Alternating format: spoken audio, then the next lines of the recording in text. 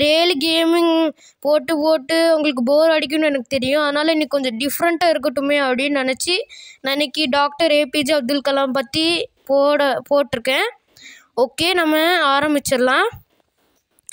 நம்ம முதல்ல doctor APJ Abdul கலாமோட ஃபுல் நேம் பற்றி பார்க்கலாம்.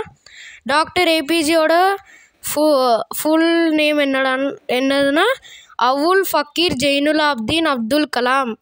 இவங்க 15th October 1931 அப்போ பிறந்தாங்க.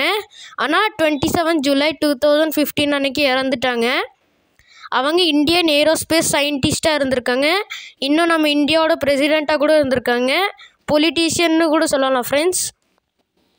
அவங்க நம்ம இந்தியாவோட 11th பிரசிடெண்ட், அதாவது 11வது பிரசிடெண்ட். அவங்க 2002லேருந்து 2007 வரைக்கும் பிரசிடெண்ட்டாக இருந்திருக்காங்க நம்ம இந்தியாவுக்கு. அவங்க ராமேஸ்வரம், தமிழ்நாடு, திருச்சிராப்பள்ளியில் பிறந்திருக்காங்க. அவங்க ஃபிசிக்ஸ் இன்னும் ஏரோஸ்பேஸ் இன்ஜினியரிங் படிச்சிருக்காங்க. அவங்க 40 வருஷமாக சயின்டிஸ்டாகவும் இருந்திருக்காங்க, இன்னும் சயின்ஸ் அட்மினிஸ்ட்ரேட்டராகவும் இருந்திருக்காங்க. நான் இப்போது உங்களுக்கு ஒன்று சொல்லலான் இருக்கேன். என்னதுன்னா, டாக்டர் ஏபிஜே அப்துல் கலாம் சின்ன வயசில் இருக்கும்போது ஒரு கதை ஒன்று இருக்குது. அந்த கதை சொல்ல போகிறேன். ஓகே, ஆரம்பிச்சிடலாம். நம்ம டாக்டர் ஏபிஜே அப்துல் கலாம் சின்ன வயசில் இருக்கும்போது அவங்களோட அண்ணன் ஒரு கடை வச்சுருந்தாங்க. அப்போது அன்னைக்குன்னு ஒரு நாள் பார்த்து டாக்டர் ஏபிஜேயோட அண்ணனுக்கு ஒரு வேலை இருந்துச்சு, அந்த கடையை பார்த்துக்கணும். அப்போது doctor APJ Abdul Kalam doctor APJ Abdul கலாமோட அண்ணன் அப்துல் கலாம்கிட்ட சொல்லியிருக்காங்க, நீ என்னோடய கடையை பார்த்துக்க முடியுமா, நான் கொஞ்சம் வேலையாக வெளியே போகிறேன்னு. டாக்டர் ஏபிஜே அப்துல் கலாமும் ஓகேன்ட்டாங்க. அப்போது கடையை பார்த்துட்டு இருக்கும்போது நிறைய மக்கள் பீடி சிகரெட் அதான் நிறைய வாங்கினாங்க.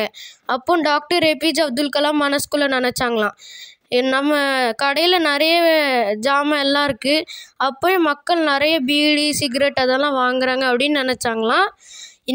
இன்னொரு கதை கூட இருக்குது ஃப்ரெண்ட்ஸ். டாக்டர் ஏபிஜேவோட அக்கா ஒருத்தங்க இருந்தாங்க. அவங்கள்ட்ட நம்ம டாக்டர் ஏபிஜே அப்துல் கலாம் காசு கேட்டிருக்காங்க.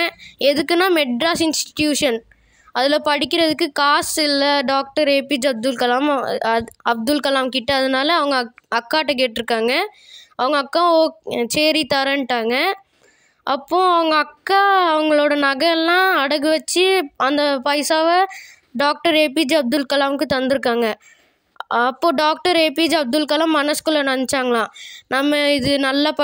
நம்ம நல்லா படித்து ஸ்காலர்ஷிப் வரும்ல, அதில் அந்த பணத்தை நம்ம அக்காவுக்கு கொடுத்துடணும் அப்படின்னு நினச்சாங்களாம். அதே மாதிரி அந்த பணத்தை வச்சு நல்லா படித்து ஸ்காலர்ஷிப் வாங்கி அந்த பணத்தை அவங்க அக்கா கொடுத்துட்டாங்க. இன்னொரு கதை கூட இருக்குது ஃப்ரெண்ட்ஸ்.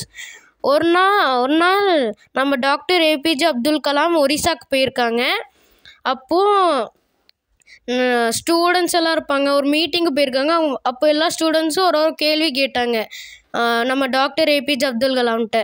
எல்லாம் அதுக்கான ஆன்சர்லாம் சொன்னாங்க நம்ம டாக்டர் ஏபிஜே அப்துல் கலாம்.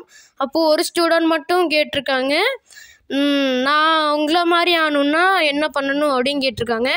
அப்போது டாக்டர் ஏபிஜே அப்துல் கலாம் என்ன சொன்னாங்க தெரியுமா, நம்ம ஃபஸ்ட்டு நம்மளோட அப்பா அம்மாவையும் நம்ம டீச்சர்ஸையும் நல்லா நல்லா பார்த்துக்கணும், இன்னும் அவங்க டீச்சர் சொல்கிறத நல்லா கேட்கணும். அப்படி நீங்கள் கேட்டிங்கன்னா என்ன மாதிரி நீங்கள் ஆகலாம் அப்படின்னாங்களாம். ஓகே ஃப்ரெண்ட்ஸ், உங்களுக்கு இந்த வீடியோ பிடிச்சிருந்தா லைக் பண்ணுங்கள், ஷேர் பண்ணுங்கள், சப்ஸ்கிரைப் பண்ணுங்கள். யாரெல்லாம் சப்ஸ்கிரைப் பண்ணலையோ கொஞ்சம் சப்ஸ்கிரைப் பண்ணுங்கள் ப்ளீஸ். நீங்கள் சப்ஸ்கிரைப் பண்ணிங்கன்னா எனக்கு அடுத்தடுத்து வீடியோ பண்ண கொஞ்சம்